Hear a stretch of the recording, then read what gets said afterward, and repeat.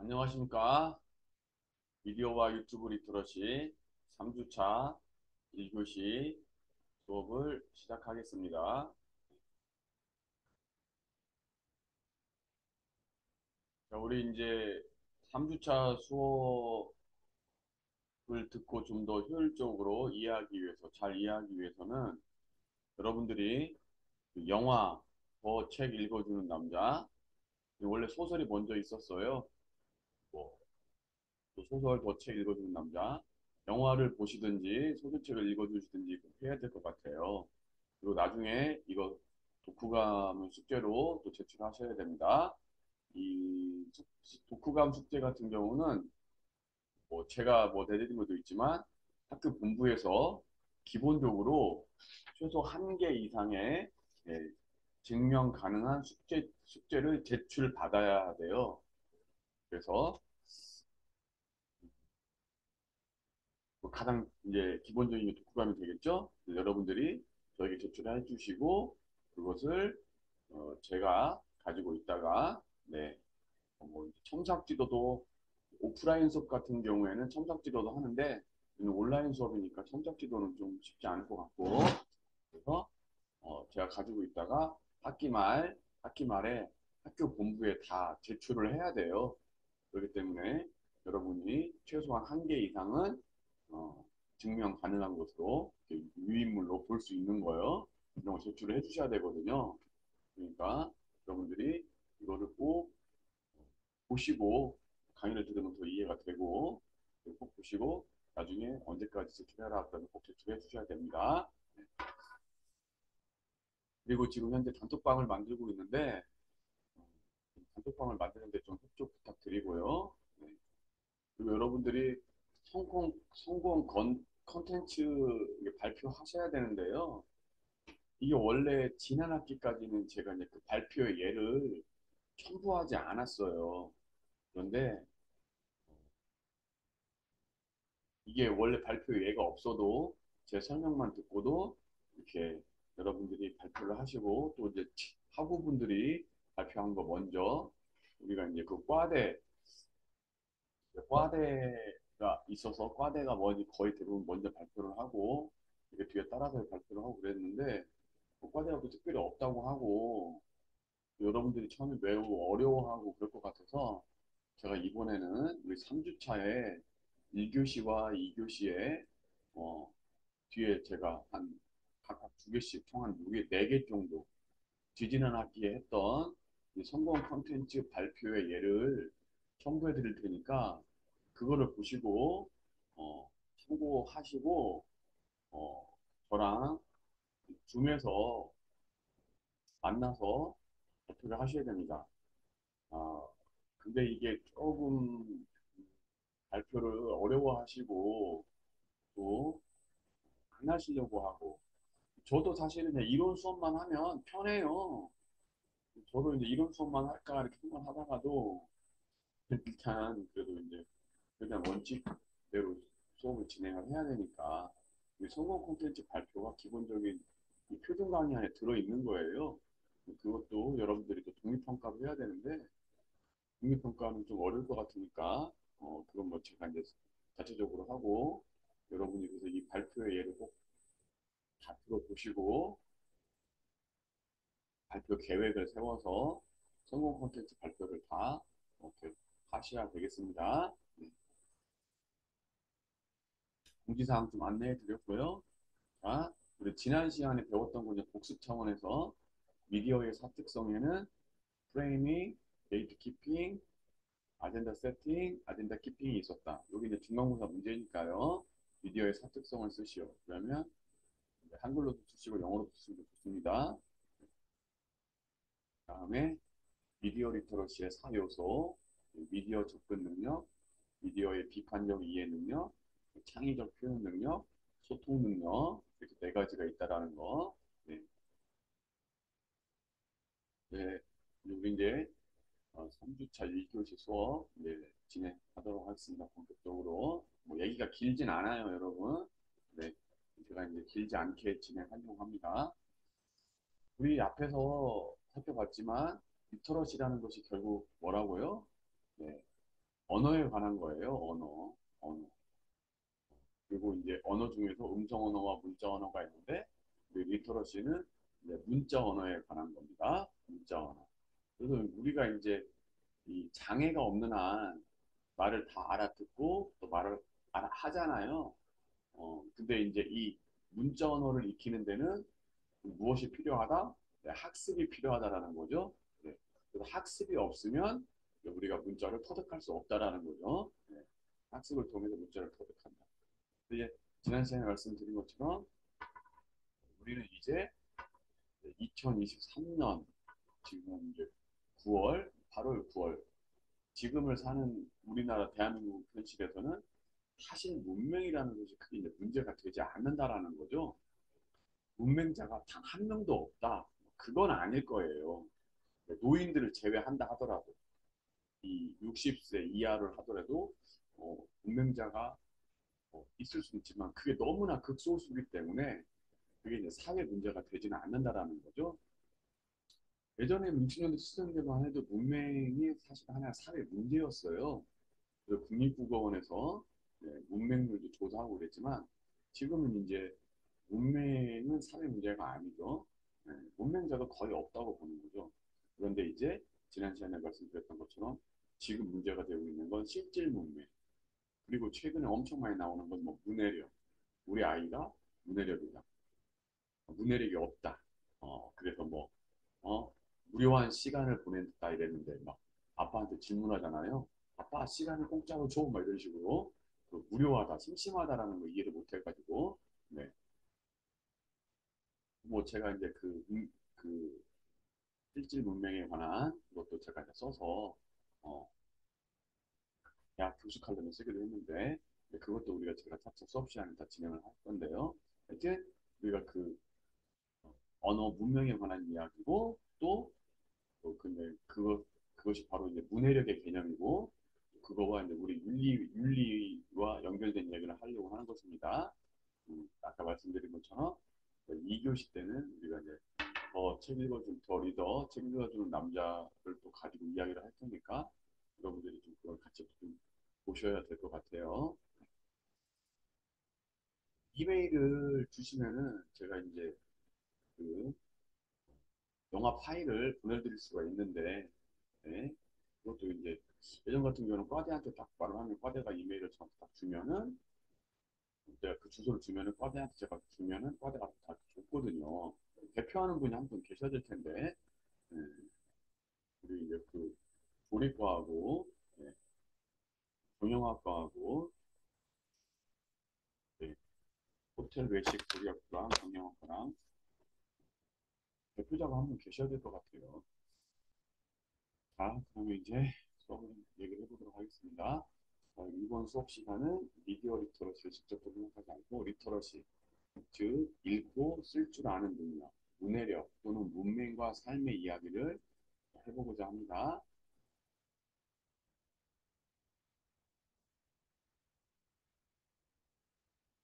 우리 이제 영화 방대전으로 이야기 좀 시작할까 해요. 벌써 이제 오래된 영화가 돼버렸네요. 영화 방대전이라고 있습니다. 지금은 고인이 됐죠. 네. 김주혁, 유승범, 조효정 주연의 영화가 있었어요. 그 방자전. 내용을 보면 이런 내용이 나옵니다. 춘향은 자신과 사랑을 나눈 도련님들에게는 글로 쓴 정인 서약을 받아가지고 서랍에 보관합니다. 네. 근데 이제 이몽룡이 서울로 떠나게 됐잖아요. 그 이몽룡은 한양으로 떠나기 전 방자를 시켜서 서약서를 빼내오라고 심부름을 시킵니다. 그래서 여기 어디 이 서랍이 있으니까 거기 가서 내 거를 가져와라. 이제 이몽룡은 좀 이제 편하게 떠나려고 하는 거죠. 그 춘향의 방에 들어가서 이몽룡이 알려준 서랍을 열려던 방자는 밤에서 깬 춘향의 안내로 이제, 이제 춘향이 잠에서 깨가지고요. 왜 왔느냐 하니까 뭐 이러이러 왔다 그러니까 그래서 이제 다른 서랍에 있는 서약서를 들고 가죠. 근데 이제 그 서약서를 보니까 그것이 네, 이몽룡이 읽고 있는 서약서 보니까 이제 사실은 이몽룡 게 아니라 방자 거였던 거죠. 방자 거. 그리고 방자 거를 가져갈 수밖에 없었던 이유는 방자는 이제 글을 모르는 문맹이었기 때문에 그랬다라는 거죠. 당신은 물론 한글은 아니었겠지만 어려운 한자였겠지만 어쨌든 방자는 글을 모르기 때문에 그러니까 글을 모를 경우에 이제 결국은 글을 모르는 방자는 서약서에 자신의 이름이 쓰인 줄도 모르고 음, 도련님의 정인과 정을 통하였다는 사실을 제 손으로 알려다 바칠 꼴이 돼버린 거죠. 자신이 모시는 주인의 여자와 통한 것을 스스로 알리는 방자와 같은 사례 외에 당시 조선시대에는 글을 모르는 백성이 멋모르고 서명을 해서 가산을 빼앗기는 이런 이야기, 이 송사소설이 참 많아요. 어, 이 조선시대 송사소설에서는 이 글을 모르는 백성들의 어떤 여러 가지 어려움, 이런 것들을 우리가 어렵지 않게 확인할 수 있다. 네. 또 한 가지, 네. 영화 방자전과 조선시대 여러 소설에서 보듯이 글을 읽고 쓰지 못하는 것은 즉각적이고 직접적인 경제적 손실을 낳을 뿐만 아니라 때로는 생존의 위협까지 야기하기도 한다. 네. 사느냐 죽느냐 문제 거기까지 직면하기도 한다라는 거예요. 글을 모를 경우에는. 그래서 이제 제 나이 또래 또는 제 나이보다 조금 약간 윗선배들은 이거 사실 웬만하면 다 아는 얘긴데요. 약병 뚜껑을 열지 못해 아버지가 평소 드시던 약을 먹지 못해 사망했다. 병뚜껑에는 뚜껑을 여는 법이 쓰여 있었다. 눌러서 돌리시오. 하지만 아버지는 그를 잊지 못하셨다. 아버지가 죽은 자리에는 열지 못한 약병만 있을 뿐이었다. 그래서 이제 아버지가 어떤 질환이 있었고 그게 통증이 올 때 그 약을 바로 먹으면 죽지 않을 수 있었는데 이제 그 전에 아버지가 타왔던 약병은 일반 약병이었어요. 그래서 그냥 돌리면 열어지는 거였는데 옛날 이제 우리 50년대 60년대 이제 우리나라에서 어, 그 약의 오남용이 심했단 말이에요. 뭐 약의 오남용 심한 거 이제 옛날 사람들은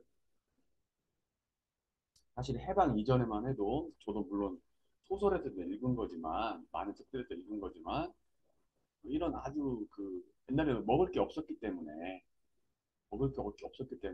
이렇게 이제 상한 음식 같은 경우를 아주 그냥 못하고 먹었단 말이에요. 옛날엔 냉장고나 이런 거 없었기 때문에 음식도 빨리 상했고, 근데 또, 그런 게 또 음식이 매우 부족했기 때문에 그런 거 부족하고 먹어서 질병이 매우 잘 걸렸단 말이에요. 그래서 이렇게 막 음식도 못 버리고 먹는 것처럼 약도 그냥 무슨 약이다 그러면 그 질병에 맞게 약을 먹어야지 사람들이 낫는데 그냥 뭐 아무 약이나 다 먹는 거죠. 네. 그래서 페니실린이라고 이렇게 우리가 상처가 나면 이렇게 바르는 거 있잖아요. 이게 이제 엄청난 이게 혁명이었잖아요. 예전에. 네. 근데 이제 이게 빨치산이 하나 페니실린을 구해는 어떤 빨치산이 페니실린을 구했는데 자기는 이제 죽지 않으려고 그 약을 다 먹어버린 옛날에 정말 우스꽝스러운 이야기도 있었단 말이에요. 어. 그러니까 옛날 약이 오남용이 심했어요. 약이 오남용이 심해서 이제 그것을 막기 위해서 제약회사에서는 약병을 그냥 이렇게 열지 않는 거죠. 열지 않고 눌러서 돌리는 거예요. 눌러서 돌렸을 때 약이 열리게끔. 또 어린이들도 약을 그냥 먹어봤기 때문에 어린이들도 그냥 약병 까가지고 먹었기 때문에 어린이들이 또 약 오남용하는 것도 방지하기 위해서 그런 약병을 만들었는데 그게 이제 딱 열리고 보면 안 열린단 말이에요. 보통 사람 같은 경우는 이게 안 열리는 거 딱 보면은 눌러서 돌리셔 써 있으니까 눌러서 한번 돌려보면 열린단 말이에요. 물론 이제 약사들도 설명을 해줬겠지만 옛날 약사들 다 설명해줬을 거라고요. 문명자들이 많았기 때문에 근데 이제 그걸 잘 이해하지 못하고 있고 또 그것도 잊지 못했기 때문에 아버지는 그 약병을 돌려서 열지 못해가지고 이제 상황이 이런 거죠. 네. 그래서 이렇게 글자를 모르게 되면은 생명까지 빼앗기는 그런 여기까지 강하게 된다라는 거죠.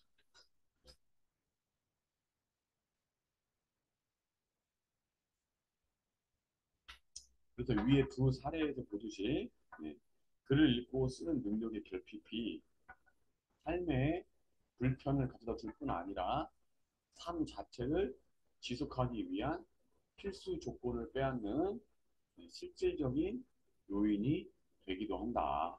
네. 근데 이제 이거를 지금 우리가 배우고 있는 과목, 이제 미디어 리터러시, 미디어와 유튜브 리터러시에 접목을 시켜보자면, 그러니까 이제 현대인들을 사는 사람은 문맹자는 없겠죠. 그러나 실질 문맹, 문해력이 현저히 떨어지는 사람. 근데 문해력이 현저히 떨어지는데,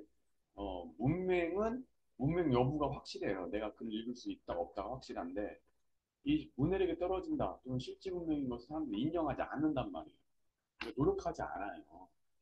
그래서 실질 문맹이거나 문해력이 현저히 떨어지는 사람은 사실은 삶의 불편을 가져다 줄 수도 있고, 우리 삶 자체를 지속하기 위한 필수 조건을 빼앗길 수도 있다. 그렇게 이제 이해가 된다는 거죠.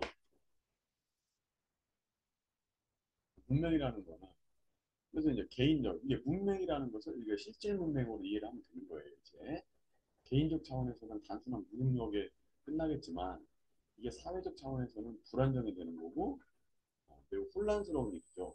그래서 사실 최근에 이제 이 실질 문명이 높아지고 있고 문해력이 현저히 떨어지다 보니까 문해력을 높이려고 하는 캠페인 같은 경우를 하는 거잖아요, 지금. 그래서 EBS에서는 지금 활발히 네, 문해력을 높이기 위한 캠페인을 하고 있습니다. 언어의 영향력이라는 것은 개인의 사회적 활동, 그리고 경제적 능력 이런 게 영향을 끼친다라는 거예요.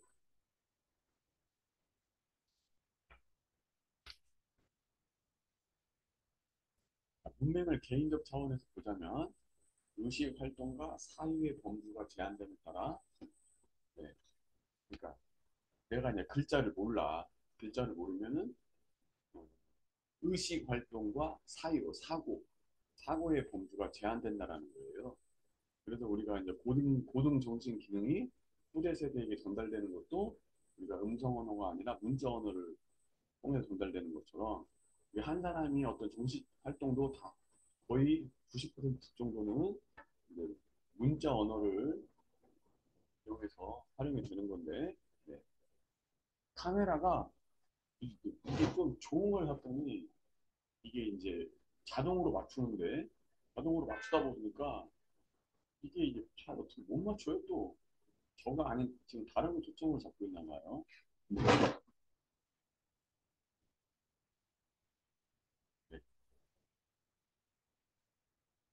제가 조금씩 왔다 갔다 하면 저를 잡더라고요. 네. 그래서 하여튼 의식활동과 사유의 범주가 제한됨에 따라 스스로 삶의 문제를 결정할 수 있는 기회를 박탈당하는 네. 한 개인이 직면한 모든 사태를 포괄하고 있는 문제이다.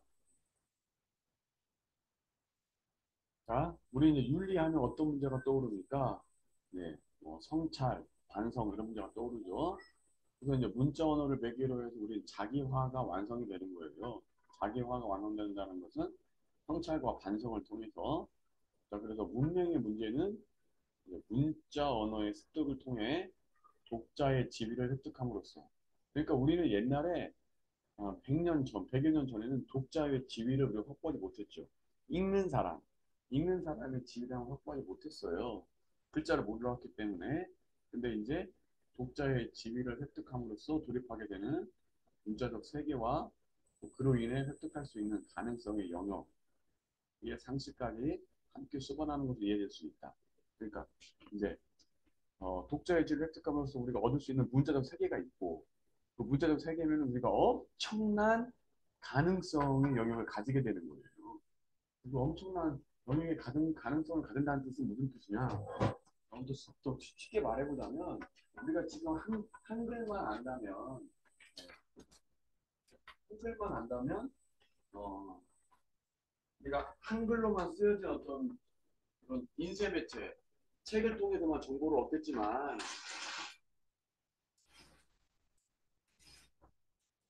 우리가 뭐 영어를 안다. 그러면 영어로 쓰인 엄청나게 많은 매체 우리가 한글로 쓰인 매체보다는 영어로 쓰인 매체가 훨씬 더 많겠죠? 영어로 쓰인 그런 매체, 또 뭐 일본어로 안다면 일본어로 쓰인 그런 인쇄 매체, 어, 이런 것들을 통해서 우리가 어떤 알 수 있는 그런 가능성의 영역이라는 것이 엄청난 거잖아요. 그런데 이제 문자 언어를 몰라버리면은 그 가능성의 영역까지 우리는 상실한다는 거죠. 가져올 수가 없다라는 거죠. 그런 말입니다. 별로 어렵지 않게 여러분 이해할 수 있죠? 가능성의 영역의 상실까지 함께 수반하는 것으로 이해될 수가 있다. 문맹과 연관되는 또 가능성의 차원 가운데 윤리의식이 개인의 성장과 관련된 측면을 살펴보고자 한다. 글을 읽고 쓰는 능력과 인간의 자기윤리의 연관성을 살펴보고자 한다. 자기윤리. 네. 자, 글을 읽고 쓰는 능력은 성장의 과정에서 자기 삶의 방식을 반성적으로 점검하고 자기 서사를 구성해가는 과정과 맞닿아 있다는 점에서 자기 윤리를 증진할 수 있는 계기가 된다. 그래서 글을 읽고 또 글을 쓰는 능력 이런 것들은 자기 삶을 반성적으로 점검하고 자기 서사를 구성해 나가기 때문에 자기 윤리를 자꾸 갱신한다라는 거예요. 그래서 자기 삶의 윤리를 자꾸 더욱 새롭게 갱신한다. 어제보다는 조금이라도 더 나은 우리가 오늘 내일을 살 수 있다는 뜻이죠. 이를 전제한다면 글을 읽고 쓰지 못하는 인간에게 윤리란 어떻게 인식될 수 있을 것인가? 글을 읽고 쓰지 못하는 인간에게 윤리가 대체 어떻게 인식될 것인가? 이런 물음을 가질 수밖에 없다는 거죠, 충분히. 네. 그래서 글을 읽고 또 쓰지 못한다라는 행위는 자기 행위로부터 소외된 상태로서 문명의 문제를 가지게 된다. 자기 행위로 자기가 또 소외되는 거예요. 우리가 좀 살짝 이론적인 면을 더 살펴보자면 서양 철학에서는 이 존재론 자체가 엄청난 오래된 사유죠. 인간 존재에 관한 논의도 있었는데 인간 존재에 관한 이 이원론 아주 간단하게 살펴보자면 존재가 있고 현상이 있습니다. 네, 존재, 테오리와 이론적인 활동을 이해하시면 되고 정신적인 부분도 이렇게 이해하셔도 될 것 같아요. 또 현상, 프락시스, 실천적인 활동이다. 네, 물질로도 이해하셔도 될 것 같아요. 그래서 이제 여러분 다 아시겠지만 플라톤, 아리스토텔레스, 데카르트는 이 테오리아를 중시한 거예요. 예전 철학자들은 테오리아, 이론적인 활동, 정신. 헤겔 같은 경우는 프락시스를 세계와 주체의 상호관계를 설명하는 중요한 개념으로, 네. 헤겔은 아주 그 뭐 오래전의 사람이 아니죠. 네. 뭐 거의 이제 얼마 안 됐죠. 네. 프락시스를 세계와 주체의 그러니까 프락시스에 대해서 좀 더 이제 현대로 보면서 더 관심을 가지게 되었다 이런 뜻입니다. 네. 현대 와서는 이제 정신보다는 뭐가 중요해요? 물질이 중요하게 됐다 그런 말씀을 드리는 거고 마르크스 언어관에는 인간 의식을 규정하는 언어의 문제에 또 보다 주목하게 되었어요. 사회의 발전을 추동하는 실천적 활동으로서의 언어와 의식의 문제에 관해서 언급했고 언어는 인간을 사회 속 존재로 규정하는 중요한 수단뿐만 아니라 자기 자신과 연관된 특정한 의식을 인식하고 구성해가는 과정을 어, 촉진한다, 추동한다. 언어를 통해 정신과 현실을 매개하여 그 과정에서 나타나는 인간의 언어 활동으로서의 경험을 통합적인 것으로 만들어서 서사적 자기를 만드는 과정을 가진다. 그러니까 이게 이 언어라는 것이 특히 이 문자 언어라는 것이 개인의 삶에 엄청난 영향을 끼치고 우리가 글을 읽고 쓰는 활동을 계속한 했을 경우에 그러니까 리터러시 활동을 계속했을 경우에 리터러시 능력을 계속해서 확장시켜 나갔을 경우에 자기 서사를 구성할 수 있고 자기 윤리를 계속해서 갱신할 수 있다라는 거예요. 네. 여기에 이런 관점에서 우리가 이제 한나 아렌 네. 다음에 한나 아렌트 보고요. 이제 마르크스 언어가 문명의 문제는 단지 글을 읽고 쓰는 문제만 국한되는 게 아니다. 문명의 문제는 인간으로서의 본성을 발휘할 수 없는 인간 본성을 발휘할 수 없는 의식 활동이 제한되는 인간 본성으로부터 소외 상태에 이른다. 이런 식으로 말을 했고요. 네.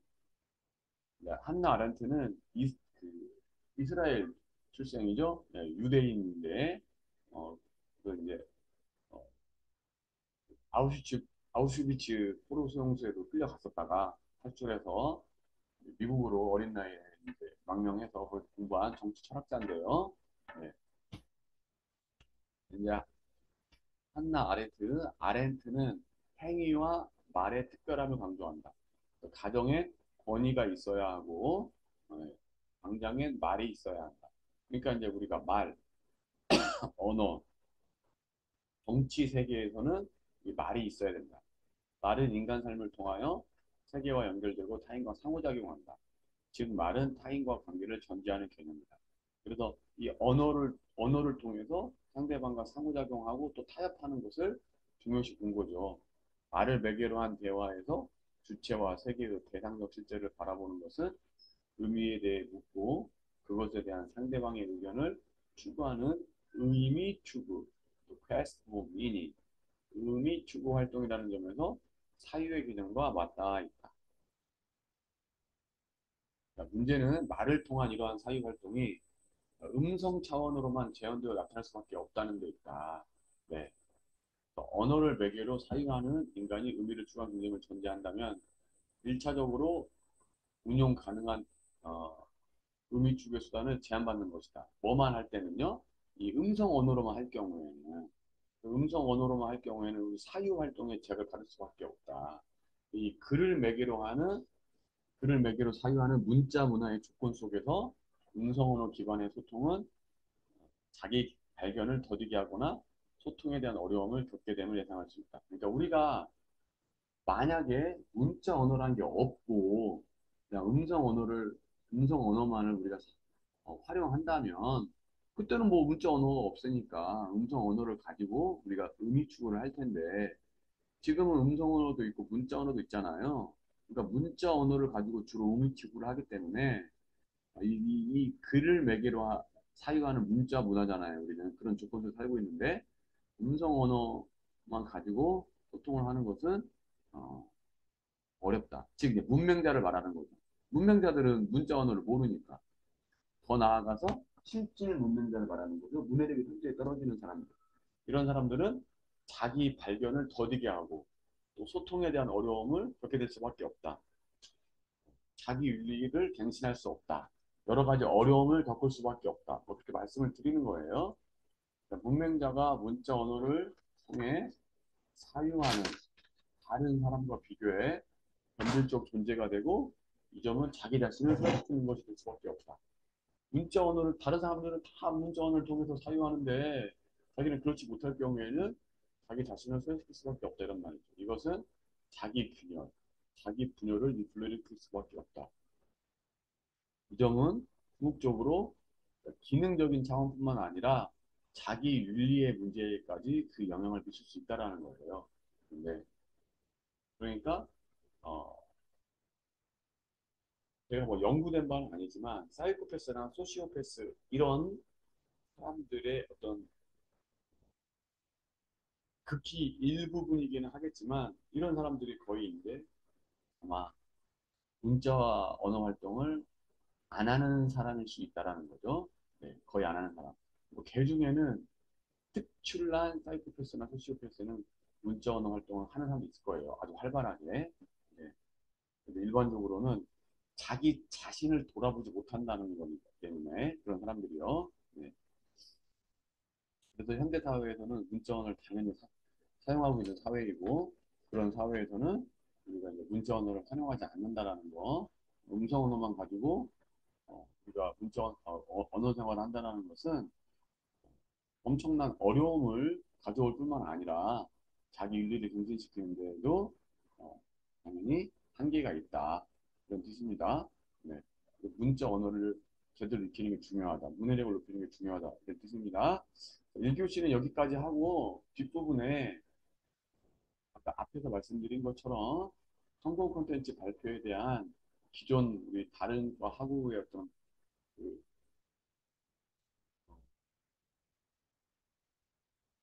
그 녹화 파일을 제가 첨부를 할 테니까 잘 보시고, 개 중에는 60 넘어서 발표하신 분도 계세요. 나이가 60이 넘으셔서 발표하는 거 상당히 어려워하셨는데, 또 그분이 혹시 누구한테 물어보고 해가지고 발표를 하셨어요. 여러분들도 뭐 좀 나이가 많아서 내가 좀 미디어 기기를 좀 다루지 못한다. 이렇게 좀 핑계 대시고 마시고 60 넘어서 그분이 한 67이나 68이나 되셨을 때가 하셨어요. 어, 여러분 충분히 다 하실 수 있기 때문에 네. 하려면 방법이 보이고 안 하려면 핑계가 보이는 거니까 여러분들이 좀 분발하셔서 성공 콘텐츠 발표 좀 다 해주시기 바랍니다. 자, 그러면 일단 2교시 수업은 여기서 마치고 바로 뒤에서 이어지는 어, 파일, 성공 콘텐츠 발표 파일 계속해서 봐주세요. 여기서 마치겠습니다.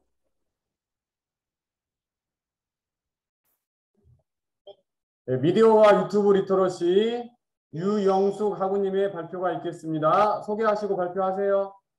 네, 통영학과 1학년 유영숙입니다. 이번에 제가 발표할 거는 백종원의 요리 빛을 발표하겠습니다. 채널명 백종원의 요리 빛의 가입일 2018년 3월 5일 구독자 550만 명 조회수 7억 2,718만 1,806회 콘텐츠 구성 및 성격, 유명한 맛집 탐방, 요리를 누구나 쉽게 집에서 만드는 방법, 우수한 목소리로 친근감 형성이 잘 된다. 이 채널에서 가장 조회수가 높은 영상이다. 조회수는 1,100만 뷰를 돌파했으며 높은 조회수의 이유는 간단한 방법, 재료가 없다면 대체 가능한 재료를 알려줘서 언제든 쉽게 요리할 수 있다는 점이다. 채널명 영숙이의 떡공방 콘텐츠 다양한 떡 소재 및 만드는 영상 제작 목적 많은 사람들에게 떡 관련 소재 레시피를 소개하고 온라인 수업도 할 수 있게 제작하고 싶습니다. 채널 특징 떡은 원래 좋아했고 만드는 것에 자신이 있습니다. 저와 같이 떡을 좋아하는 사람들이라면 저희 채널을 많이 봐주시고 사랑해 주실 것 같습니다. 여기까지 발표 끝하겠습니다. 네, 잘하셨습니다. 네, 자, 감사합니다. 네, 자 여기 제가 몇 가지 여쭤볼게요. 네네. 백종원의 요리 비책을 보면 구독자가 550만 명이네요. 네. 네, 엄청나네요. 네. 그리고 컨텐츠 성격이 요리를 누구나 쉽게 집에서 만드는 방법, 뭐 그리고 구수한 목소리로 진행을 한다. 네. 그리고 여기 이제 1,100만 뷰를 돌파한 것인데 재료가 없으면 대체 가능한 재료를 알려줘서 언제든 쉽게 요리를 할 수 있다. 이런 것들이 이제 성공한 이유를 본다는 뜻이죠. 네. 네네네. 그리고 이제 개인 채널은 영숙의 떡공방 이걸 만드시겠다는 건데 많은 사람들에게 떡 관련 레시피를 소개한다. 레시피를 소개한다는 것은 떡을 집에서도 만들 수 있다 이런 뜻이죠? 네, 그렇죠. 지금 하고 있는 일이 그겁니다. 집에서? 네, 지금 제가 공방에서 네. 이거를 실행하고 있어요. 어저께 이제 보였던 그 화면은 공방이라는 것이죠? 네. 네. 그러면은 밥은 밥솥에서 찌는 거고, 네. 전기밥솥, 라면 냄비에다 끓이는 거고, 네. 빵은 오븐에 굽는 거고, 떡은 어디다 어떻게 하는 거죠? 찜기에다 김 올려서 찌는 거예요. 아, 찜기에서? 네네. 아, 찜기에서. 네. 네. 아, 그러니까 일반인 같은 경우는 제가 사실은 떡을 엄청 좋아해서 거의 아침 식사를 떡으로 하거든요. 감사합니다. 떡으로 이렇게 하는데 집에서 만들어 본다는 생각은 사실 저도 잘 안 해봤거든요. 네. 집에서 어떻게 만들려면 특별한 어떤 도구가 필요할 것 같은데 그렇진 않네요. 네, 집에 있는 기구, 찜기는 거의 다 대부분 집에 있으니까 그거를 이용하면은 그리고 방앗간에서 떡살만 빼오면 떡살. 떡살. 네. 방알 쪄가지고 오면 어디든지 가능해요. 그게 좀 떡살, 떡 가루. 떡 방알을 쪄갖고 오는 거죠. 거죠. 아, 따갖고 오는 거죠. 아, 그 가루인가요? 가루? 네, 아, 그 떡가루? 예, 떡가루에다가 음. 어떤 거를 첨부를 해서라도 떡을 만들 수가 있어요. 우리 아, 농산물 이용해서. 아, 떡가루만 있으면? 네네, 고구마도 되고, 대추도 아, 되고, 밤도 되고, 어떤 거를 이용해서라도 떡을 만들 수 있습니다. 그러면은 지금 화구님은 떡 공방을 하신다고 했는데, 네네. 그러니까 그 떡 공방은 제가 이해하기로는 그러면 떡을 만들어서 판매를 하시는 건 아니죠? 네, 안 합니다. 그러면은 가르치만, 강의만. 그러니까 떡 학원이네요, 떡 학원? 그렇죠. 아, 네. 그러면은 떡 학원. 어저께 제가 화면으로 봤을 때는 규모가 작아 보이진 않았거든요? 네. 아니요, 응. 그렇게 크지는 않아요. 그러니까 제가 그러지도 않아. 개인적으로. 네, 그런데 작아 보이지도 않았어요. 아, 그래요? 어. 그러면 이거 네. 열심히 유튜브 컨텐츠 창작하셔서 이렇게 하시면 홍보 많이 되시겠네요. 그렇게는 하고 싶은데, 제가 네. 아직 컴퓨터에 대해서 어, 좀 자세히 잘 어, 활용을 못해서 네. 지금 여러 사람한테 도움을 받고 있습니다. 네, 네. 그래서 뭐 어느 정도 이제 일정 규모 되시면 이제 밑에 사람 시키면 되죠. 촬영 그럼 기사도 좋죠. 주시고. 네네. 그럼 좋죠. 네, 네, 네. 네. 저는 언제부턴가 이렇게 소화가 잘 안 돼가지고 네네. 빵을 먹었는데 빵을 먹으니까 속이 더 안 좋고 네. 그래서 이제 떡을 먹어봤더니 떡을 먹었더니 속이 편하면서 요기도 되고 괜찮더라고요. 그래서 네. 떡을 음, 넣어 많이 드시는 예, 분들이 많이 네, 네, 있습니다. 네. 떡집이 다 부지런하셔가지고 아침에 제가 아침 운동하면서 가면은 다 살 수 있고 네, 그렇죠. 아침에 새벽부터 네, 만드시면 네, 되고. 네, 네. 네, 오늘 발표 잘하셨습니다. 네, 감사합니다. 네, 수고하세요. 여기서 마치겠습니다. 네, 네, 감사합니다. 네. 미디어와 유튜브 리터러시 김지한 학생의 발표가 있겠습니다. 소개하시고 발표해 주세요. 네, 안녕하세요. 식품영양학과 김지한입니다. 지금부터 미디어와 유튜브 리터러시 수업에서 제가 조사한 유튜브 콘텐츠에 대해 프리젠테이션을 시작하도록 하겠습니다. 제가 조사한 유튜브 콘텐츠는 한국사 강의로 이름을 널리 알리고 계시는 최태성 선생님에 대해 조사를 해보았습니다. 목차로는 선생님 채널의 의의와 채널의 종류, 그리고 성공 근거, 이 채널이 성공한 이유를 발표하며 마지막으로는 저희 유튜브 콘텐츠에 대해 설명을 하겠습니다. 가장 먼저 최태성 선생님은 EBSI의 한국사 강사이며 한국사 강의에서 1타 강사로 활약 중에 있습니다. 공교육 교사의 아이콘이었다가 현재는 방송활동 등도 겸하는 사교육 스타 강사, 누적 수강생만 600만일 정도로 높은 인지도를 가신 역사 선생님이십니다. 최태성 선생님의 유튜브 콘텐츠 종류에는 초등학생들이 쉽게 접할 수 있도록 한 한국사 채널과 고등학생들의 수업용 한국사 채널로 나뉘어져 있으며 그 다음으로는 요즘 공무원 시험이 한국사 능력 검정 시험으로 대체됨으로써 기본과 심화로 한국사 수업 영상이 나뉘어져 있습니다. 또한 시험 전날 수험생들을 위한 정리용 강의와 7일의 기적이라는 요약용 강의로 수험생들은 본인의 역량과 급수에 맞춰서 골라볼 수 있도록 콘텐츠가 다양하게 나뉘어져 있습니다. 이 채널의 성공 근거는 화면을 보시다시피 한능검 하루 전날 선생님께서 수험생들을 위하여 마지막 정리를 실시간 강의를 해주시는데 수험생들 입장에서는 이 한능검 전야제가 점수에 많은 영향을 끼치고 있어 순간 조회수가 2만 명이 육박할 정도로 인기가 매우 높습니다. 그리고 아시다시피 예전엔 한국사라는 과목이 선택 과목이었지만 지금 현재는 모든 공교육에서 필수 과목으로 지정되었는데 이런 중요한 강의를 무료로 배포하여 많은 학생들이 쉽게 접할 수 있는 것 또한 성공 근거 중에 하나라고 생각합니다. 그리고 한국사 강사로서 가장 인기가 있는 이유는 어찌 보면 지루하고 딱딱한 한국사를 깔끔한 판서와 여러 형태의 강의안으로 이해가 쉽게 설명해 주신다는 점이 가장 크나큰 성공 근거 중에 하나가 아닐까 생각합니다. 그리고 제가 생각하는 이 컨텐츠에 대한 성공 이유는 첫 번째로 예능 방송에서 다소 어려운 역사의 시대적 흐름을 영상과 자료로 쉽게 재미있게 접할 수 있다는 점과 강사님이 혼자 설명하시기보다는 각국의 패널들과 함께 문답 형식으로 대화하며 역사를 더욱 재미있게 이해하는 방식이 성공의 이유라고 생각이 듭니다. 그리고 앞에서 언급했듯이 강사님이 한능검 시험 전날 실시간으로 시험 내용을 직접 필기하며 핵심만 간추려 설명해 줌으로써 생생한 현장감을 느끼게 할 수 있다는 점 또한 장점이라 생각하며, 또한 유명 연예인들이 최태성 1TV 채널로 공부를 하고 한능검 자격증 취득 인증샷을 올려 SNS에 올려 일반인들에게 선한 영향력을 전파함으로써 일반인들의 한국 역사에 대한 관심도가 높아질 수 있도록 하여 한능검 시험과 시대적 역사를 자연스럽게 접할 수 있게 한 것 또한 성공의 이유라고 생각합니다. 마지막으로 저희 유튜브 콘텐츠를 소개하겠습니다. 저희 유튜브 콘텐츠의 주제는 손으로 직접 그리는 그림 중에 하나인 초크아트라는 분야를 선택하였고, 그 콘텐츠의 이름은 초크아트의 크자를 따서 크크크라고 지었습니다. 크크크라고 지은 이유 중 하나는 사람들이 제 콘텐츠를 보면서 쉽고 재미있게 그림을 따라 그릴 수 있었으면 하는 의미로 웃음 관련된 의성어를 사용하였습니다.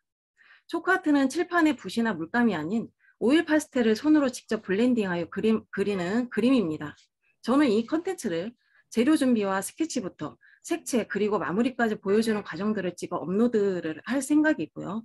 업로드의 기간은 2주 간격으로 올릴 예정입니다. 다소 사람들이 초크아트에 대해서 모르는 경우도 많은데 제 콘텐츠를 통해 다양한 그림을 쉽게 그릴 수 있었으면 하는 바람입니다. 이것으로 저희 프리젠테이션을 마치도록 하겠습니다. 감사합니다. 여기 마지막 이 그림은 본인이 뭐 제가 그린 겁니다, 교수님. 본인이 직접 그리신 거네요.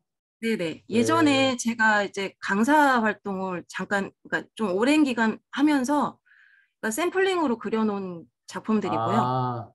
네네. 그 초크 아트라는 손으로 그리는 그림. 네, 그러니까 그 다른 기구들도 사용을 하지만 주된 그 도구는 제가 손가락으로 다 이제 하나하나 이제 블렌딩을 시켜가지고 자연스럽게 색감을 뽑아내는 거거든요. 근데 요즘에는 그러니까 여기 그리신 것도 다 결국 이 물감이 닿는 것은 붓이 아니고 손. 네, 종이에 그리고 닿는 것도 손. 네네. 그러니까 아, 재료가 교수님 물감이라는 정의보다 그 크레파스를 다들 아시잖아요. 네.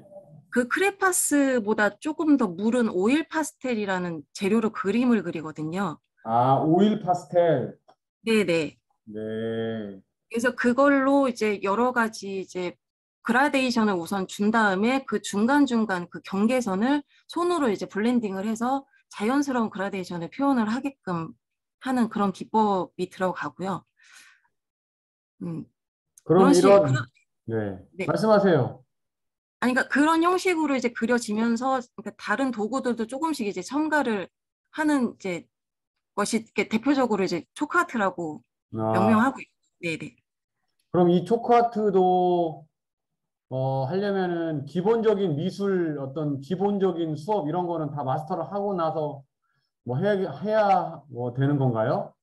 아니요, 그거는 아니고요. 이제 네. 제가 기본적으로 이제 가장 쉬운 이제 동그란 구 형태부터 햇빛을 받는 방향하고 네. 그 그림자의 형태를 기본적으로 알려드린 다음에 이제 가장 이제 밝은 색부터 가장 어두운 색을 차례대로 이렇게 사용할 수 있는 방법을 이렇게 차근차근 음, 진행을 할 거고요. 그리고 그렇게 제가 지금 올린 거는 그림이 굉장히 어려운 그림들만 지금 올려졌는데, 그러니까 이거 손으로 네네. 그렸다고 하는데 뭐 이거 그럼 네, 그러니까 김지한 하우님은 미술을 이렇게 어렸을 때부터 공부를 하신 건가요? 이제 공부는 그렇게 막 이렇게 전공 형식이라기보다 전공은 도자기공예과를 아, 나왔고요. 네, 그래서 그림은 그렇게 전문적인 부분은 없는데 약간의 관심도가 그쪽 분야가 좀 많다 보니까 제가 그쪽에 이제 지도 형식을 강사로 조금 네, 활동을 했었거든요. 그러면 이거 판매도 하시나요? 네, 판매도 했었던 작품들입니다. 판매도 하시고. 네. 네네. 그러니까 지난 학기에도 제가 이거 유튜브 수업을 진행을 해보니까 네. 학생 중에 많지는 않지만 특별한 어떤 예술 활동을 하고 그 예술 활동을 자신이 하는 것을 유튜브로 창작하는 뭐 그런 과정을 거치는 학생들이 좀 계시더라고요.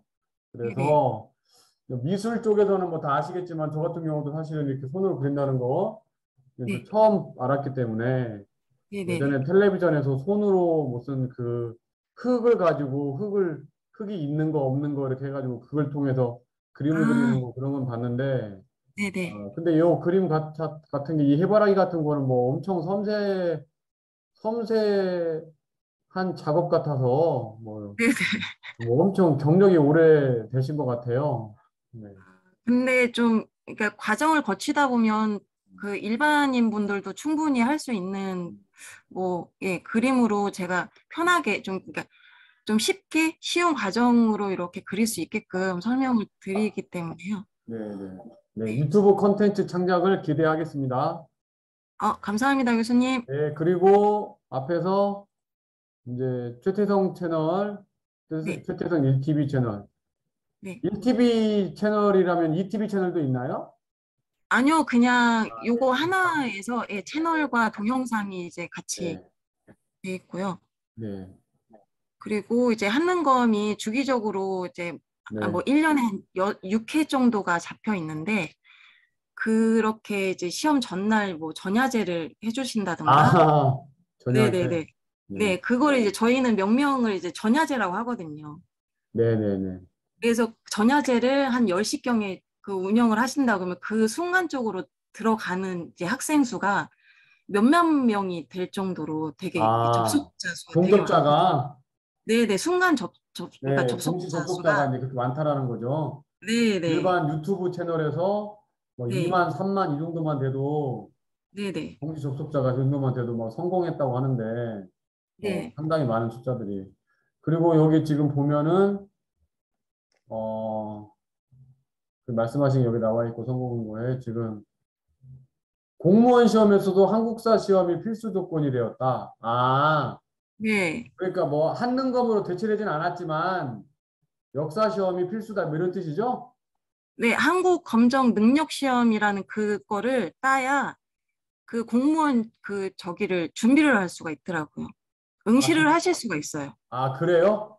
네네. 그래서 아, 그게 그러니까 분야마다 공무원 분야마다 다르긴 하는데 제가 아는 분이 지금 군무원을 준비하시는데 군무원은 그러니까 한능검의 그 기간이 3년인가 4년으로 정해져 있다고 했거든요. 그러니까 4년 동안 군무원 시험에 통과가 안 되면 그 후에 한능검 시험을 다시 봐야 된대요. 군무원요? 네, 군무원, 그러니까 군대에서 네, 이제 공무원 그런 아니고 군무원. 네네. 네네네. 그러니까 네. 공무원분들은 한 3년 정도 뭐 이렇게 된다면 군무원은 4년 뭐 이렇게 돼서 그 시험을 딴 시점부터 공무원이나 군무원이 안 되시면 4년 후에 아, 다시 따야 되거나 뭐 이런 거죠. 제가 지금 막 인터넷 검색을 해보니까 그런 얘기가 나오네요, 지금. 네네. 네네. 그래서, 그래서 저도 이제 이거를 보면서 공부를 했는데 좀 쉽지가 않더라고요. 너무 어려워서. 그러면 한능검 이거 이제 몇 급 이상은 따야 된다 이런 뜻이구만요.